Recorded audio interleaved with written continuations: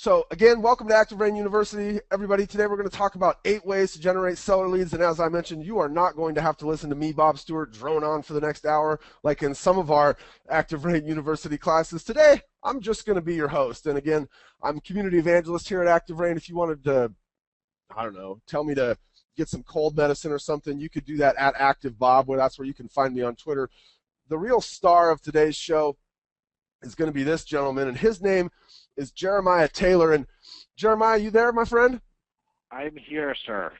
Good. All right. So when I introduced Jeremiah, and I was actually just kind of asking him this before, he's I think in a unique position in terms of who he is and what he does in the business. So I've got him up here as Jerimiah Taylor Mega Agent, and Mega Agent is kind of one of these terms that gets bandied about. But Jeremiah, so you currently operate a team out of Tucson, is that right? That's correct. That's correct. So tell me a little bit about your team, and just give the folks that are here listening today a little bit of background on, where did your team, like how long is it taking you to build a team? Where's your team at today? Absolutely. So I started in this industry in 2001 as a residential mortgage loan processor, and just kind of worked my way through the ranks to becoming an originator. Then I bought the company. And then in 2010, with some of the changes in the market, I decided to switch teams and start selling real estate full time. That's, when I joined Keller Williams, and I kind of started figuring it out. And in 2011, I sold 54 houses, and last year we sold 117. And this year we're pacing for about 205 to 225. And so as far as the time to build the team, it's been about 2.5, 3 years. And the structure of the team, which is a question I get often, is we have 2 full-time in-the-office administrators. One does listings, one does buyers, and is kind of our director of first impressions. And then we have 2 virtual assistants one manages, client care and data systems, and then one does computer systems. And then we have 6 buyer's agents. And with those buyer's agents, they're handling, all the internet leads that we're generating, sign calls, things like that. So structurally, that's how we're kind of set up. So most of the folks I think that are joining us today are probably not going to be in a team scenario, but as you look at your role in the team, where do you see yourself? You see yourself as that rainmaker, that person who's going out there and kind of responsible for generating the leads for the business? Yeah, exactly. And that's, in my current kind of situation here, what's become paramount is not just my individual efforts, but the systems that we put in place. So every time, everything we're going to talk about today on my team is a system. It's not, you hear agents and they talk about doing all these different things, and they do it once or twice and then they stop. And so now I live in Southern California, and I am actually a team leader, so I run a real estate office here with almost 200 agents. And my team still runs in Tucson, and we have the systems in place that generate 10 to 15 essentially come list me's every month, and a lot of those are from the internet. Awesome. So you guys are all joining us here because we're going to talk about some ways that he's out there finding leads. How do you get in front of more sellers? And I think threaded throughout this is going to be some discussion as well about kind of some of the things you say, or some of the ways that you actually turn these leads into people, like you just said, that are the come list me type of phone calls. But so we'll talk a little bit throughout each of kind of the things that we touch on about maybe ways to turn these people into actual sellers as well. So talk to me a little bit about why you love seller leads, Jeremiah. It's people, a lot of times, I think the challenge with the internet is that, in my experience, it's more than 80% of the leads, probably even closer to 90% of the leads we receive are typically buyers looking for real estate. And it's easy because we know what kind of bait to fish for buyers with. And so about a year ago, I really shifted my focus to looking for sellers online and really just always looking for sellers. And the reason was that if we had the listing inventory, that the buyers just showed up. So if you've got 50 signs in the ground, just the sign calls alone is going to help you sell 25 to 30 buy sides that year. So, okay, so marketing opportunities. You're gonna have a lot more chances to get in front of buyers because you've got signs everywhere. That's a pretty good reason to have to go after sellers. Talk to me about your time. Like what's time wise, kind of describe the difference between working with a buyer and working with a seller. So, I was relatively efficient. I'm sure there's people that are much more efficient than I was. And the best month I ever had working with buyers is I sold 8 of them. And I thought I was going to light on fire, like at any time during that. It was brutal because you're showing houses, you're going to inspections, you're doing everything. Now, in June of last year, I took 27 listings. And I think I was out of town for 2.5 weeks. Because when you're taking listings, if you have a great listing coordinator that can help do the data entry into the MLS, what's it take to take a listing? Maybe an hour between driving to the house, doing the presentation, getting it signed, and then going back to the office. So you can really leverage your time with listings. So you've mentioned Keller Williams here, and if you guys don't know who this guy is, that's Gary Keller, but he's basically said, hey, every time you get a listing, there's a pretty good chance that's also going to turn into a buyer, and in some cases, it ends up being a lot more than that, but you've really kind of focused your business on this idea that, hey, I can control my time, right? I can maximize my dollars per hour. It's possible to do more volume because you're not out in the car, you're not attending inspections, you're not doing all these things. And like you said, you've even placed systems around the idea of taking a listing. So you've really been able to leverage that thing for, I mean, what I think is a mega business. There's a lot of folks in the audience who probably would sit there and go, I can't even envision myself getting to having 200 transactions this year. Can you talk just a little bit, Jerimiah, about the mindset of going from, and you were, I mean, I think by most standards to do, what you said, 54 deals your first year? Yeah, I had an interesting perspective when I started because I told you as a loan officer, I was licensed as a real estate agent for some time. And as an LO, I did a lot of marketing. And I always had buyers, and I was handing them off to my real estate agents kind of as, hey, look, here's some leads for you guys, hand them back to me. And in 2004, I realized that if I just got my real estate license and I sold those buyers on nights and weekends, I could make more money. So from '04 to probably 2010, I did between 25 and 35 buy sides a year, in addition to being a full-time LO. So I call that nights and weekends. So I know that as an individual agent, you kind of hit a ceiling around 30 to 35 deals a year.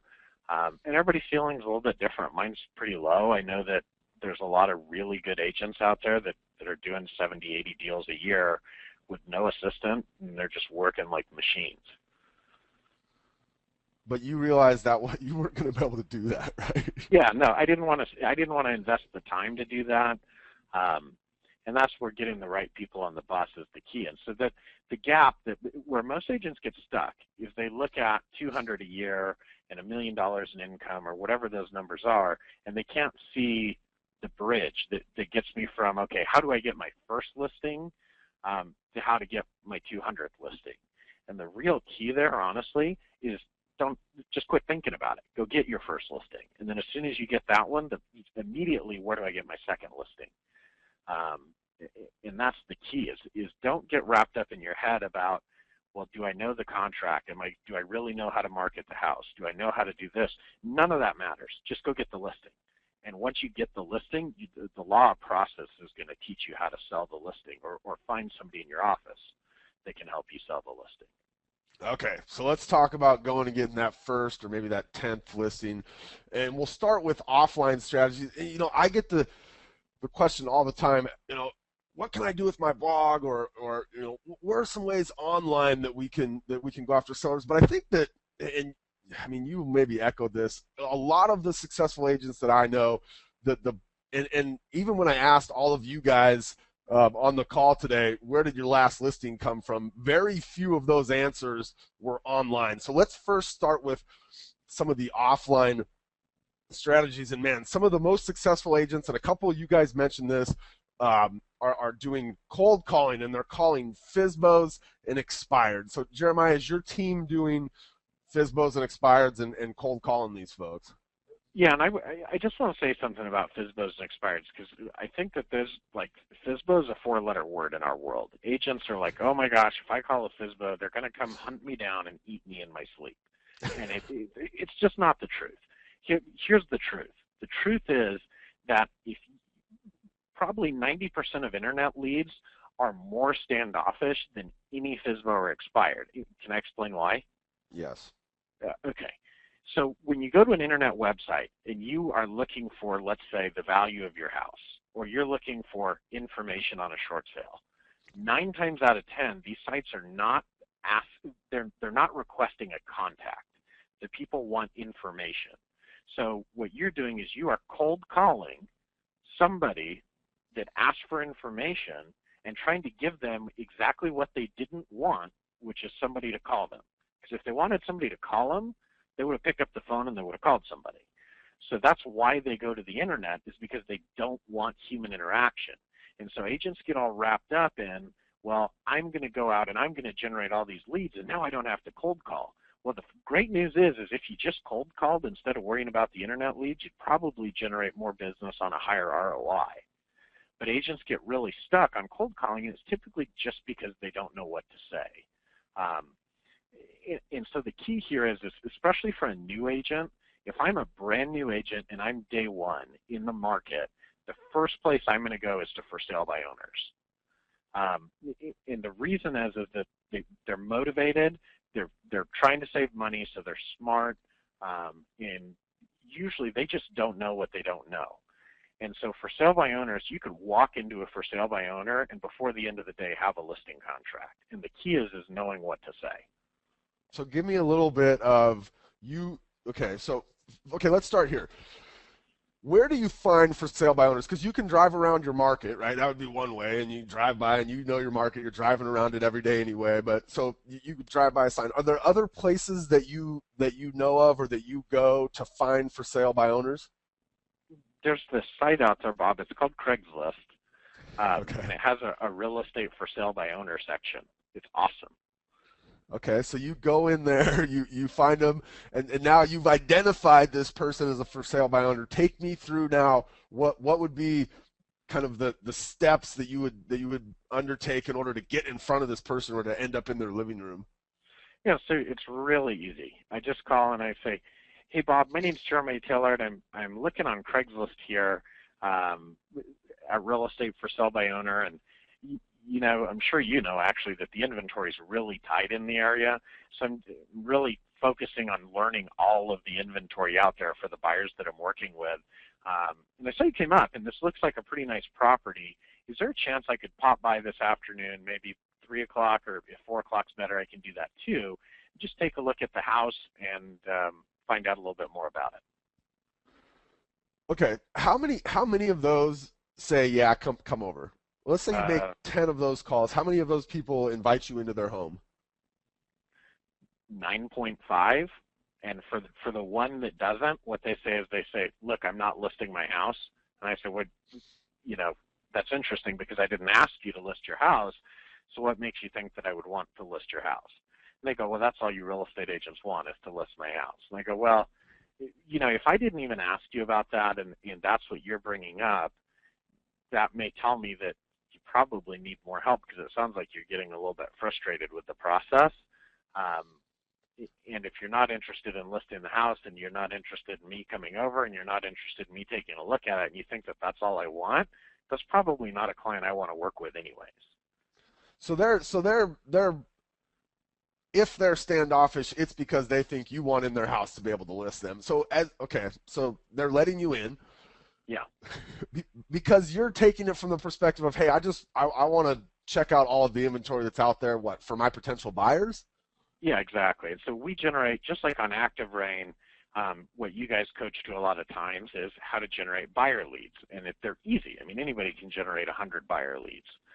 And so what I would do is when I get to the house, I'd say, yeah, Bob, this is a great house. How'd you come up with the price? We'd talk a little bit about that. Then I'd ask them about their showing activity, and they would inform me that I'm the 25th agent to come through, and only 2 buyers have actually come through, and the buyers that came are investors. And I'd say, you know, Bob, that's such an interesting point. And it's so funny because there's really only 3 types of buyers. You know, if I could, I'd like to share with you those 3 types of buyers.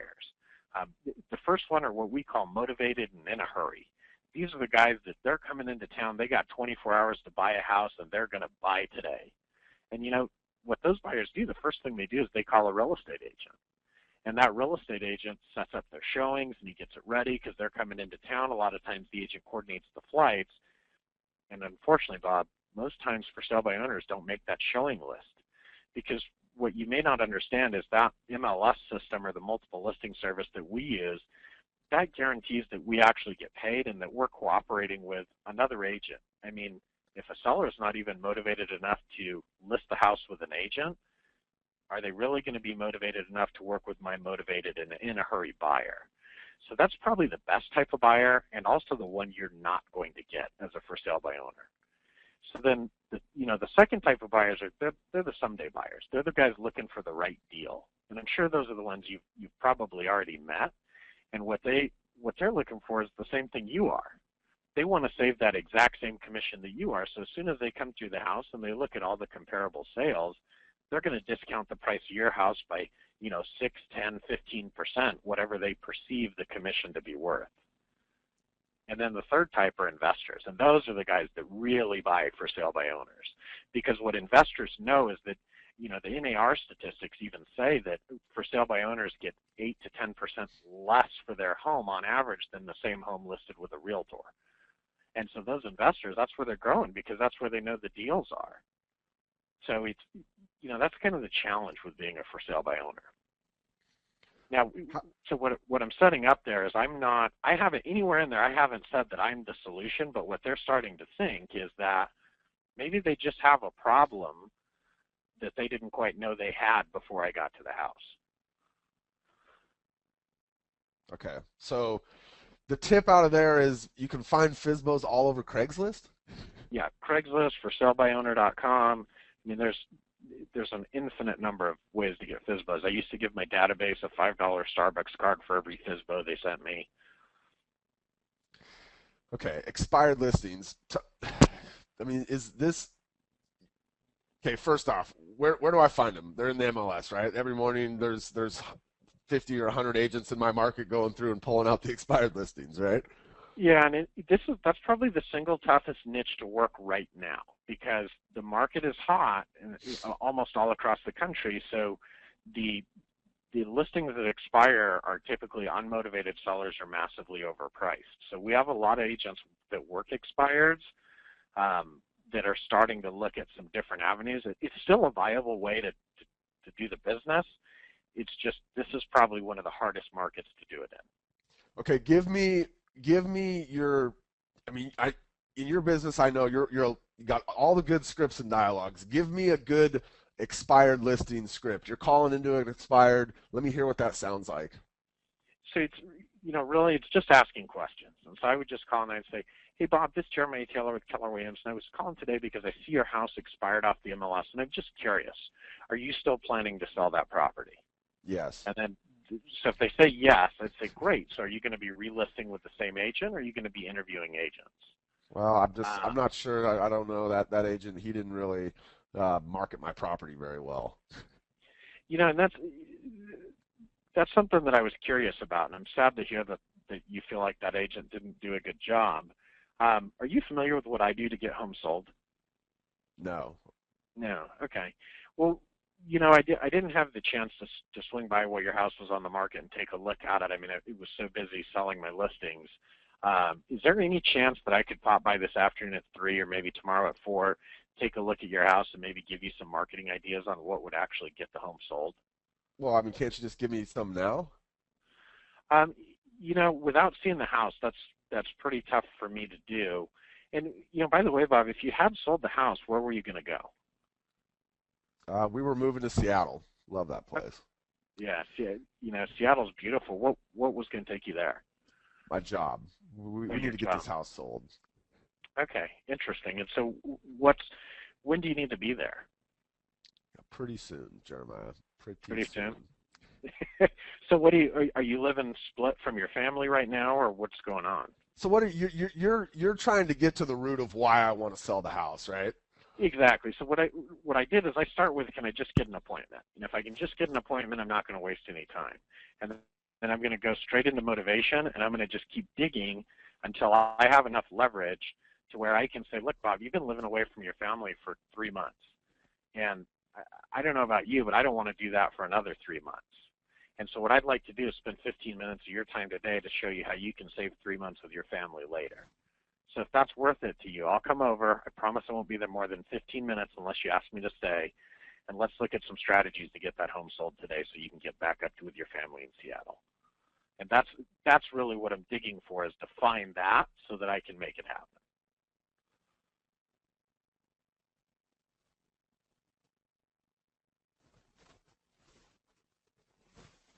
Did I lose you? You there, Jeremiah? That was such a good script. You fell off the phone. I mean, you guys in your business, you're still doing these things, right? Even though the expired's tight, you guys are still hitting them, right? Yeah, we're really focusing on for sale by owners and expireds at all times. And what we do is we just floor the price point for them because we want to control that a little bit. So we don't call them unless they're above 250K. Okay.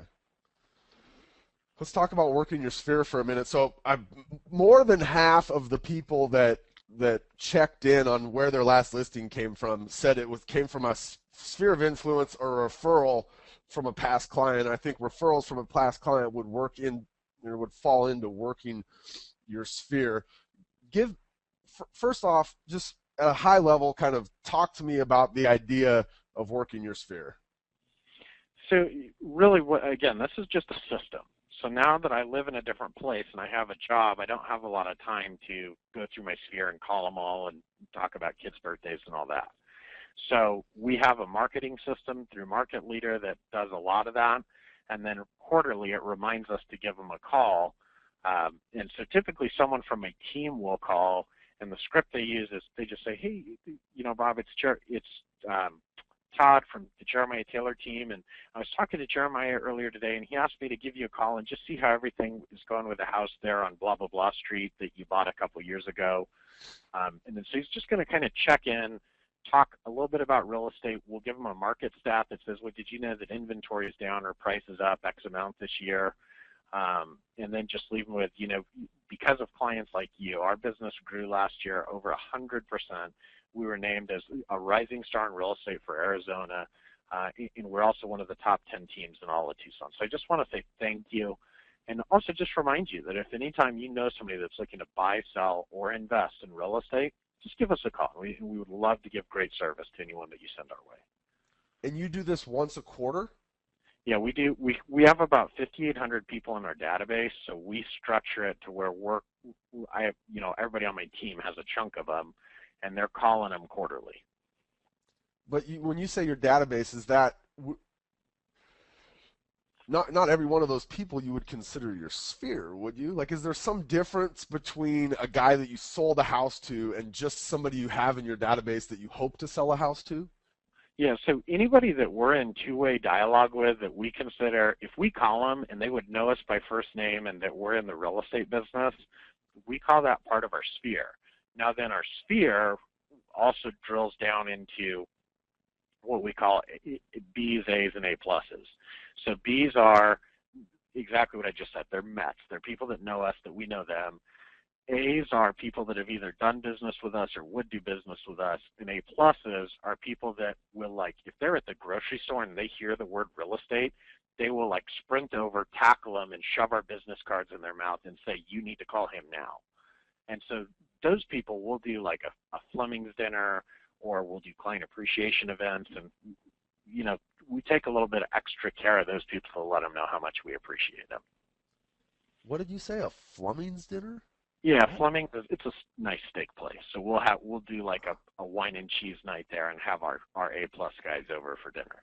How do you how do you how does somebody become an A plus? Like, how do you get somebody that you've sold their house, and what's the difference between the A and the A plus? I mean, I get that that person would run and tackle, but how did you get somebody to be that A plus client? Because I think if all of us had 20 people out in our market that would just tackle somebody if they heard them talking about real estate and shove Jeremiah's card in their mouth, we would all be in a pretty good spot. How do you Yeah, get that person to that point? and that so that's the key. That was 65% of our transactions last year were sphere based, and so the key is you have to tell them what you expect of them, and here's the script for that. And you have to ask. Most agents never ask because they're uncomfortable and they think it's gross to ask for business. But unfortunately, we're all salespeople, so at some point you're either going to ask for business or you're going to go get a job. So what you have to say, well, you don't have to say it this way. What we say is, hey Bob, real quickly here, now that you're in a real estate transaction, there's going to be this thing that happens. And the best thing I can do is relate it to when you bought a car. So what's the last car you bought? Pathfinder. Okay, so you bought a Pathfinder, and what color was it? Gray. Gray. And so you left the dealership driving your gray Pathfinder, and immediately when you're driving down the street, what did you see all around you? Gray Pathfinders. Exactly. And so, Bob, what's so interesting is that's a thing at the base of the brain called the reticular activation system. And it's just kind of an awareness meter. And so because you are now more aware of gray Pathfinders, you saw more gray Pathfinders. Well, now your awareness has been raised on real estate transactions. And what's going to happen for you is that everywhere you go, you're going to notice people talking about real estate, thinking about buying, thinking about selling. And all that we're going to ask you to do is to put those people in touch with us so that we can make sure they get phenomenal service just like you're getting from the team. So as you hear people, because you're going to hear more people talking about real estate, just keep a stack of our cards with them and refer them over to us, and we'll make sure that we take excellent care of them. So that's something you do kind of at the exit of your transaction? No, we do that at the minute they go under contract. That's the conversation we start, and then once they clear their inspections, we remind them again, and then at the closing table we remind them again. So in every transaction, in our transaction logs, there's a checkbox. There's 3 times that we want to talk to them and ask for referrals. And we have clients. I have one guy last year that referred us 27 people. I have another client that we have sold. There's 5 brothers and sisters, and we've sold all of them, all their kids, and then all of their aunts and uncles and nieces and nephews' houses. So that's the power of asking and staying in touch and making it about them. It's not about, hey, help me sell more houses. It's about help more people get excellent service. So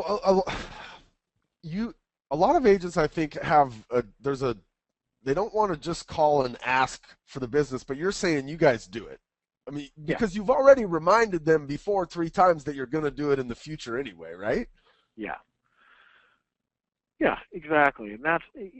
And there's a way to do it that is a win-win. And when it's all about, hey, thank you guys, and you're calling from gratitude, for us, I called and I said, I just want to thank you guys. My daughter was able to attend a private school last year because of all the great referrals that you guys gave us, and you've absolutely blessed our lives. And that's a real thing. That's real gratitude coming to them. And they get excited about that, and they want to help out and do it more. Awesome. Okay, so I did a panel with Jeremiah a couple of months ago, and one of the things that kind of came out of this panel, and it's a story that I've shared in my blog before, but Jeremiah has done this in his business too, is a lot of us have sellers right now, and we can't find a house for them to buy. And so I had shared a story where a good friend of mine who was looking for a home, his agent had gone out and he was looking in a very particular portion of Lake Washington, and there was no houses available in this area. And so his agent had crafted a letter that said, hey, I've got this guy, and my friend had just been drafted by the Sonics. I don't know, 8 or 10 years ago, and he was looking for a house. And so this agent had put this letter together and said, hey, I represent a professional athlete here in the Seattle area, and he's looking for a house in your neighborhood. There's no houses available, and he is interested, if you are interested in selling, he's interested in taking a look at your home. And Jeremiah, you had mentioned that you do this, and you use this kind of I've got the mail, call, and knock scenario here. You had actually mentioned that you guys do this when you do like home buyer seminars as well. You use this kind of a strategy. But talk for a second, because when we were on that panel, a lot of folks in the audience were saying, yeah, I'm doing this. I'm sending a letter out to potential sellers saying, hey, I've got a buyer that might be interested in your home, even though their house isn't on the market. Talk to me for a second about just sending a letter that says, hey, I've got a buyer, and the idea of sending a letter that actually gets to that person and really gets them to think about, wow, well, maybe we are considering selling. Yeah, and so the difference between good and great here is pretty small.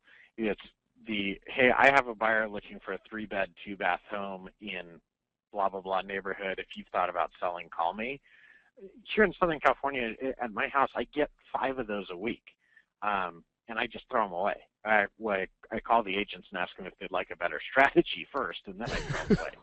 But the key is that whenever we did this, the calls, the knocking, the letters, what they'd always say is I would maybe have a picture of Bob's wife, and Bob's kid, and I would take the picture, I would stick it on the letter, and I would say, meet Bob. Bob and his wife, Sue, and their kid, John, and John's 3, by the way, have a dream. Their dream is to own a home in your neighborhood. Now, what I want you to understand about Bob and Sue is they've done everything right. They're truly living the American dream. They've saved their money. Bob's actually a physician, and I'm going to get deep on who my clients are, how they've saved money, what it would mean to them to be able to live in that neighborhood, for their kids to go to that school, for them to be playing in the front yard, and what they would add to the community. And now suddenly we've got emotion involved, so that when people read the letter at the end of it, we've gotten people that call back and they go, hey, I received your letter, and I really want to thank you for sending that to me. I forgot what a great place I live in. And I'm actually going to go out this weekend with your letter and talk to all my neighbors and see if there's anybody that's thinking about selling. Do you mind if I duplicate your letter and pass it out? And that, to me, that was the big aha, because I went, oh, wow, okay, so we're on to something here. And so we really focus on that, on how do we get in touch with people's emotion to remind them what helping us really does. How many of you guys on the call have ever tried this strategy where you're saying, hey, I've got a buyer, and you're mailing something out to put, not to people that are on the market, but just to potential homes in that area where, so Greg says never, a bunch of you guys are saying, yeah, I've tried this once. So Jeremiah is saying, look, if you're going to do something like this, if you're going to take a marketing tactic, which is, hey, I've got a buyer who's interested in your house, which, right, I mean, because at any given time, some percentage of a neighborhood is thinking about selling, right? Let's see, so just did that, I have, and it worked. How many of you guys did it with that real intent of, hey, because a lot of you guys do have buyers in this scenario, right? But to be able to paint a picture of who that person is and to put some kind of emotional tie to that person, can you guys see how that would be a little bit stronger than just, like Jeremiah said, being one of the 5 pieces of mail that lands in his box every week that says, hey, I got a buyer that wants to buy your house, call me, I'm a great agent, right? I mean, there's obviously a difference between painting a picture like that and just kind of mailing it in. So here we go. All right, let's go in now. So there's a couple of ideas for offline, right? And a lot of those things are, these are not secrets, right? But maybe there's something in what he said. For me, the FSBO and going on Craigslist, and I'm on Craigslist all the time, and I realize that agents use that a lot to get buyer traffic, but I never thought about using it in terms of for sale by owners. So that's a great little piece. Let's talk. So, I mean, that is an online piece, but really in that scenario with a FSBO, you still have to pick the phone up and call them, right? So Yeah, and Bob, sorry to interrupt you. The one that's thing I all right. wanted to say is anything that we talk about today, if you go out and do it once, you're going to be the agent that says that strategy sucks. Uh, so we're going to give you 8 or probably more than 8 strategies today, and the key is that you have to go do it every day for 6 months. You know, that's the key. If you call one FSBO, you may or may not get a listing, but if that's your realm of experience, it's never going to work. The agents that are great at for sale by owners are the agents that call 600 of them a year and do it consistently and follow up. That's the key with online, offline, anything is the consistency. So with this strategy right here, I mean, this again, it wouldn't, even if you tried it once and it didn't work, right? The next time you've got a buyer who's got a story, do it again, right? The time after that, Yeah. you've got a buyer that has a story, do it again. Yeah. And I look at all these things like these are my toolkit, right? And so just like when you take your car to a mechanic, they don't pull out every single tool on every car that they bring in. So each day in the life of a real estate agent, you may use a different tool in your toolkit, but the key is that you've got to use it until a point that it becomes effective before you can switch tools. All right, let's go online here for a little bit. So I get, like I mentioned this earlier, but I get this question all the time.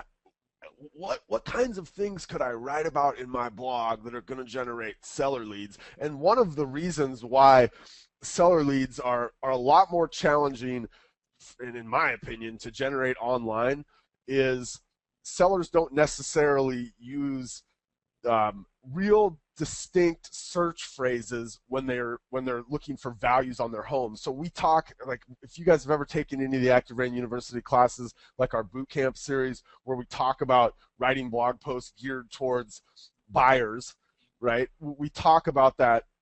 You've got every search has this component of geography and subject matter, at least when it relates to buyers. But sellers, a lot of sellers will go online and not necessarily drill in on, like, what's my Seattle home worth, right? They're doing things in a little bit more general sense. I think they're doing things like, property values, or what's my house worth, or things like that. So it becomes a little bit more challenging, I think, right? They're not usually doing these geo-targeted sorts of searches. So the question becomes, okay, well, how do we get in front of these people? And Jeremiah, one of the things that you guys kind of realize, right, is that many buyers are also sellers, right? So you guys are generating a lot of buyer leads. Talk for a second about kind of the flip side of that, and those people that are probably, or that are buying, there's the potential that they're also going to have something to sell. How do you kind of approach that? So what we did, again, is we just raised our awareness about it. So when we're posting on Craigslist, we just added a byline to the post that says, do you have a home to sell? If so, click here to get information on selling your house. When we post our listings on ActiveRain, we put, if you have a home to sell, click here to get information on the value of your home. So we incorporated that seller touch into all of our marketing. And then also, whenever we're talking to somebody about buying or selling a home, we have a lead sheet. Now, different people have different versions. For some people, it's a CRM. Some people, it's a piece of paper. For some, it's a spreadsheet or a doc. Whatever it is, just incorporate into your lead sheet so that you don't miss in the conversation. One of the first questions we ask is, are you currently renting or do you own? And we ask that to every buyer. And so if they say, do you own? You say, great. So are you going to be selling that property or retaining it as a rental? And then we look at flipping them into either property management, where we can help them manage a rental, or flipping them into, a seller/buyer. So every single lead that you're calling, right, that they're on your site looking for houses, they're going to buy something here at some point in the future. You're just taking your little check box, right, because you've got a system set up. You're just checking off that, hey, we did ask them, do they have something to sell? Exactly. Like clockwork, every single time. Yeah, again, it's just consistency.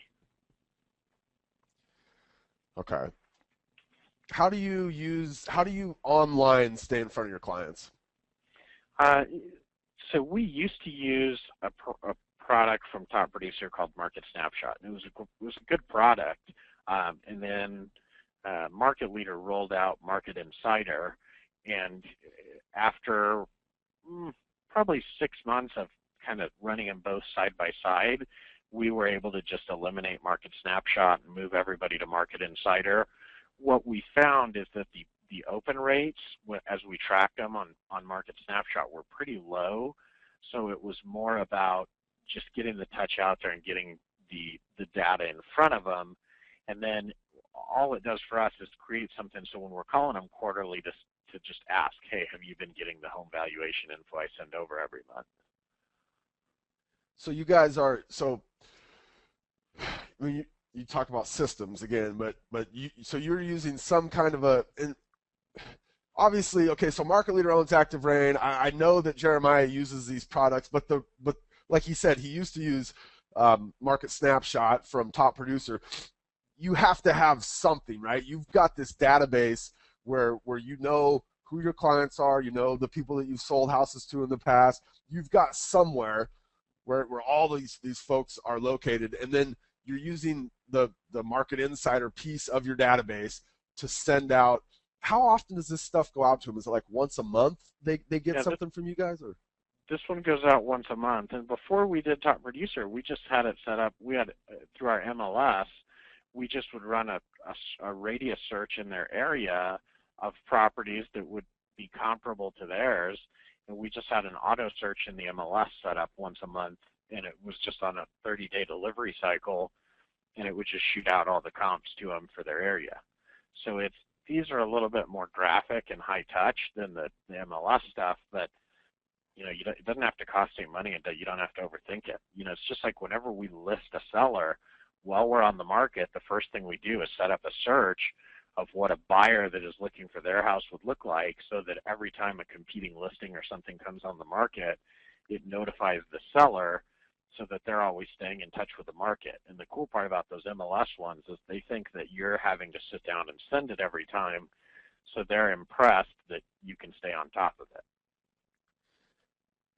All right, let's talk about seller leads on Craigslist. So you mentioned, well, in the second slide, we'll come to something you mentioned before. On this particular slide, take me through, like, what sections on Craigslist are you posting these kind of ads in, and then talk about this particular ad right here that we're looking at. So this one is our Thinking of Selling, We've Got Buyers. We just took a screenshot of our Market Leader database using a program called Snagit. And then we were able to blur out the client names and contact info and add that little infographic that says Thinking of Selling, We've Got Buyers, 5,576 of them. And what was interesting is in the beginning, we just posted this in the real estate for sale section, or the real estate services section. And we got a little bit of traffic. The key was we had to post it every day or every couple days and keep the ad alive for about a year before we could really say, oh yeah, this works pretty well. We get a couple, 6, 7 listings a year out of this. Then where we really found the power in this is we would take this and scotch tape this to the front door of for sale by owners that we couldn't get on the phone. So if we were trying to call them, or maybe it was an expired listing, we would take this and just stick it on the front door with scotch tape with a business card or something. And so for them, they're going, the number one thing objection you get from for sale by owners and expireds is, hey, where were you when my house was on the market? Or if you have a buyer, why don't you bring them? And so we show them, look, we have the buyers. We just need you to give us the authority to market it to our database, and then we'll do it. Would you ever like run a FSBO? Because Market Leader has like a deal where you can send a listing out to people. Do you ever use that, like to say, hey, I've got 5,500 people here, and if you let me, list your house, like we would send this out to our database? Yeah, and there's sometimes that we'll be a little bit brave with that. I can remember one instance in particular last year where I just knew that all that it would take was my photographer and getting the thing on the MLS for a weekend, and we'd get it sold. And so I literally signed a 7-day listing agreement, and I said, look, I'm going to do. In the next 7 days, I'm going to send it, and I use the blast a listing tool for Market Leader and put it in the MLS, and we ended up double-ending the transaction to someone in our existing database, like 3 days on the market. So absolutely, we use that as much as possible. So you guys, so this strategy, now, not everybody has a database with 5,500 people in it, but you might have a database with 800 people in it, or 400, or 1,200 or something. Utilizing kind of the power of your database to say, hey, I've got people that would potentially buy your house, and you guys are doing that on Craigslist, and then you're also, it sounds like, just going out to houses and sticking this thing on people's door, right? Yeah. Fizbos? Yeah, and the interesting thing about this is I just want everybody to hear the consistency theme, because this is an ad that I gave to Market Leader a year and a half ago. So now that ad looks like 12,890 some buyers. But the key is for the last 28 consecutive months, we've posted no less than 2,000 ads a month on Craigslist.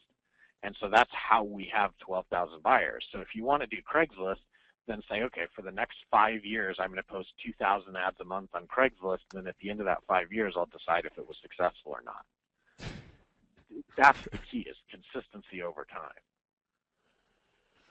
So here's the one, when you guys are out there posting your listings, which you do, or you might post on Craigslist like different search criteria, or I mean, this isn't a class on generating buyer leads on Craigslist, but every time you guys do this, you mention this, you're taking this opportunity to put in there the fact that you guys also help sell their house, right?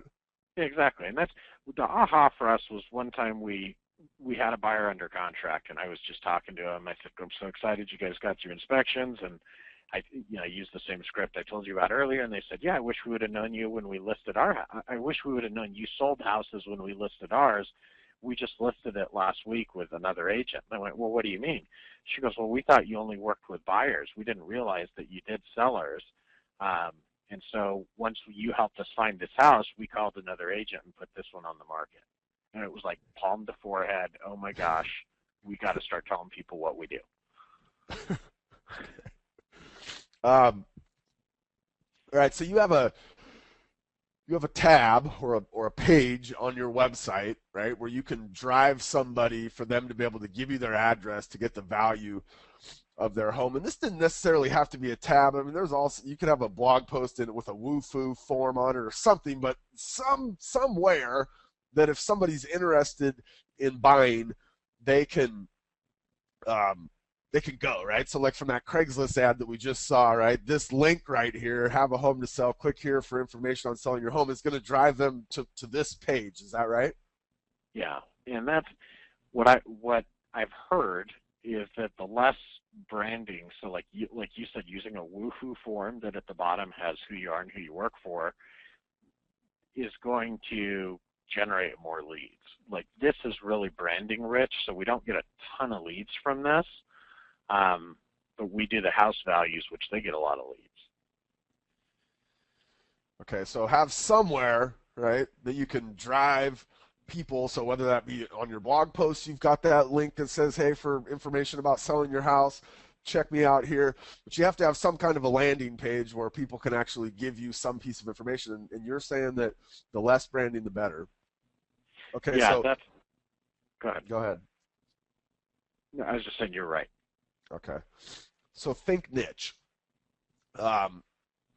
Talk to me a little bit about some of the niche things that you guys are doing in terms of targeting sellers. So it's just like with buyers. You can get into long tail keyword searches for buyers. So if I'm an agent looking for sellers online, I'm going to go to long tail keyword searches. So 1031 exchanges, divorces, probates.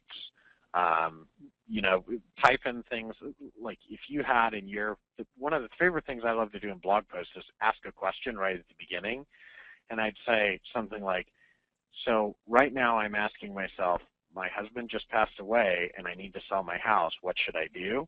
And you wouldn't believe how many people type things like that into Google, like,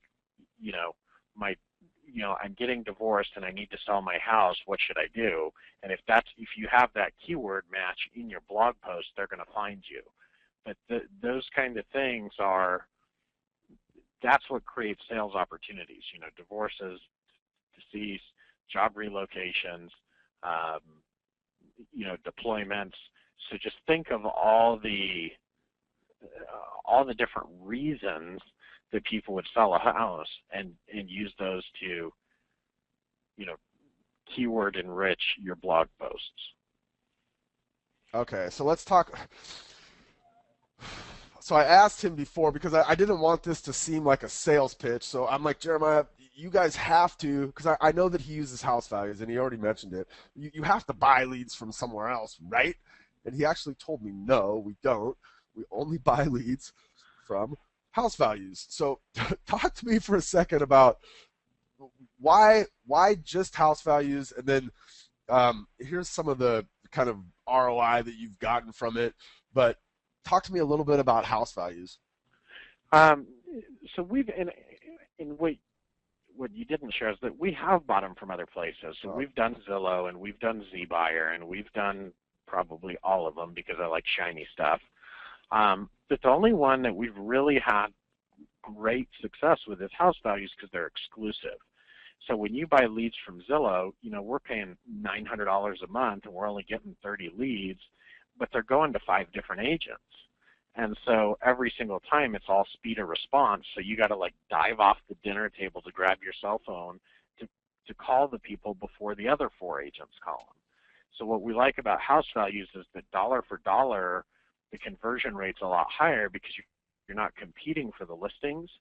And the neat part about this is that now, being almost a year into the house values program, we've bought all the available zip codes in our area. And in San Diego, we've even bought some of the zip codes just to give them back to our agents in the office, because they may not be today leads, but they're someday leads.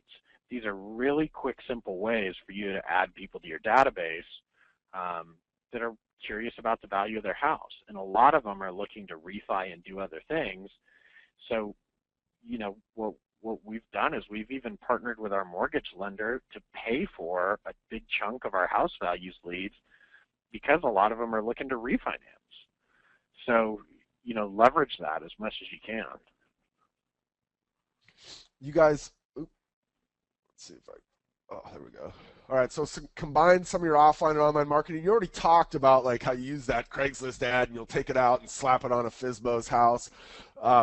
What's this short or stay deal that you've placed on your website? This kind of short or stay calculator.